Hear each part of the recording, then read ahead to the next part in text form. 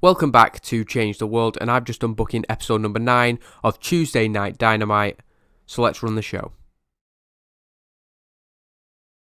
The episode begins in the AEW office with a candid, naturalistic style segment, Dustin Rhodes seen talking to Chris Jericho. Dustin shows Chris Jericho footage of his recent actions on a TV in the office, telling him that the behaviour isn't befitting of a locker room leader. While Chris is combative with Dustin, he isn't outright disrespectful as he has been to pretty much everybody else since he joined AEW. Rhodes says that he's spoken to Sonny Kiss about what happened last week, and Kiss's one request was a match against Chris Jericho. Dustin says that the match has been made and will take place this week on Tuesday Night Dynamite. Chris isn't necessarily happy about that, but turns his attention to last week's debut of Angelico. Rhodes says that he'll deal with Sonny Kiss first, and then Jericho can move his attention to Angelico.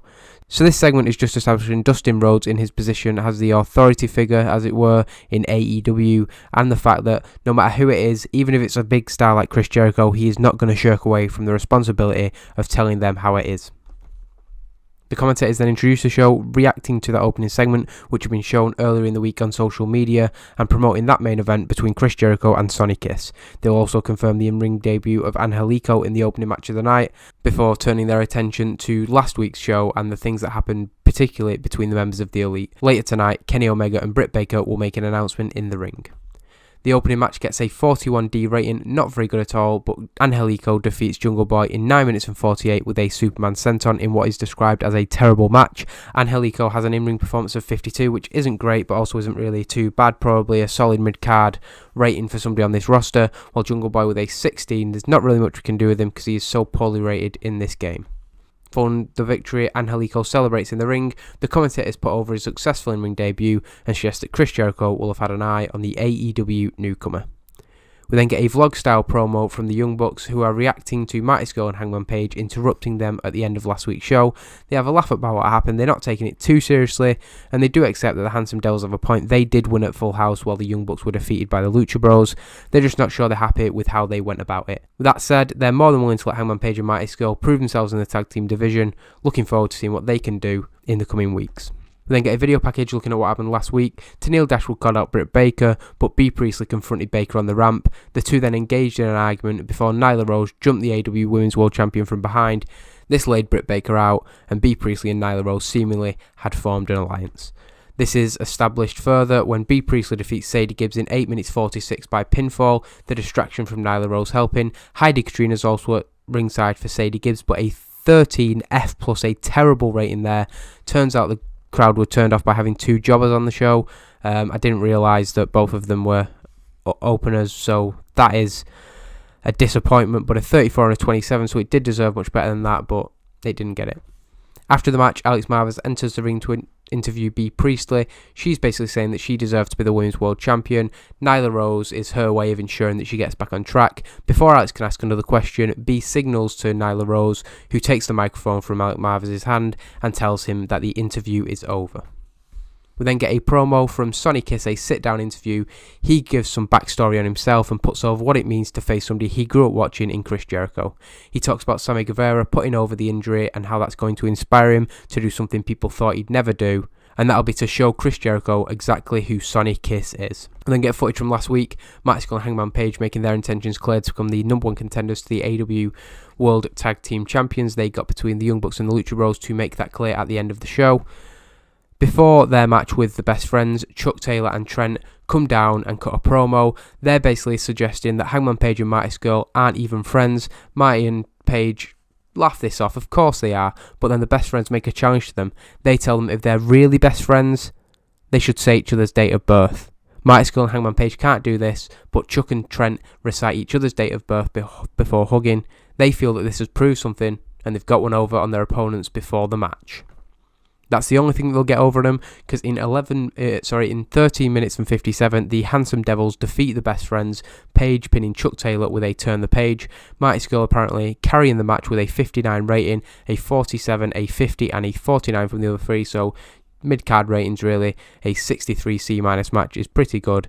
That ends the first hour with Hangman Page and Marty Scurll stood tall. The commentators put over that they have taken a step closer to the Lucha Bros and the AEW World Tag Team Championships.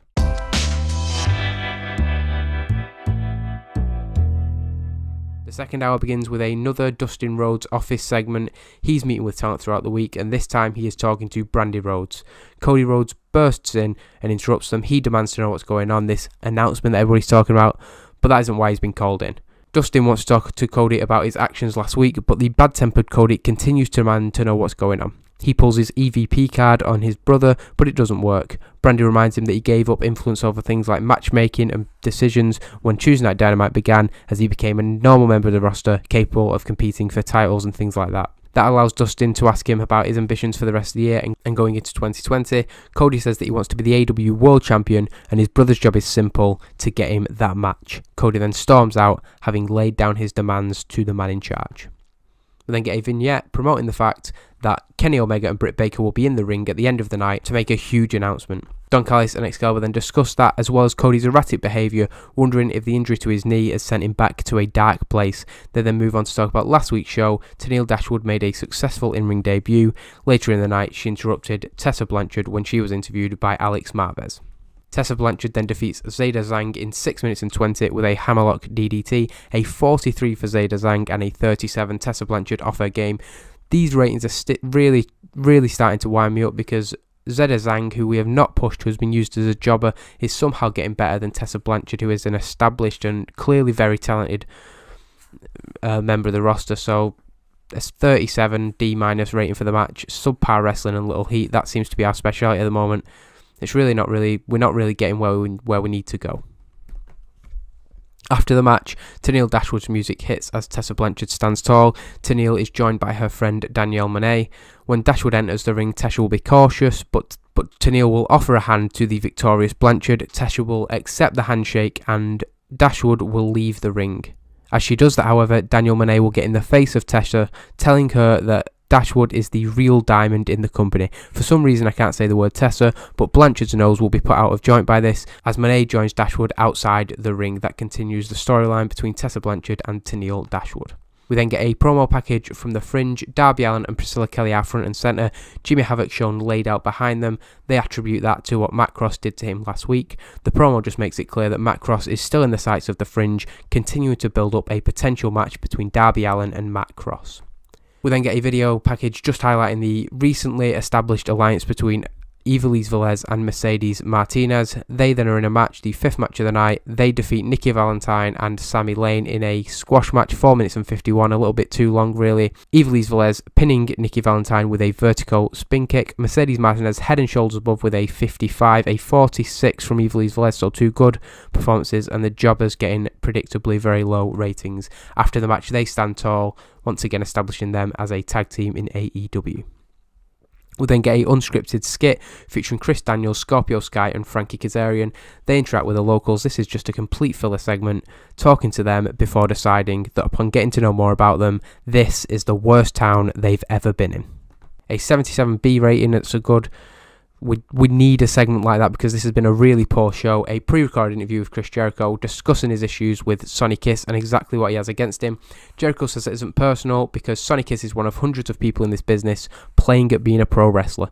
Chris Jericho says that guys like Sonny Kiss and Joey Ryan, half of the AEW roster for that matter, don't have the fight in the heart to step inside the ring and call themselves elite. Jericho puts over his accolades, saying that what he's done in the business allows him certain rights as a gatekeeper. And just like Joey Ryan, Sonny Kiss is going to learn when somebody pretending to be a fighter steps in the ring with somebody who's been there and done it all, it only ends one way. We then get a video package looking at Chris Jericho adding insult to injury to Sonny Kiss after he was defeated by Pac last week.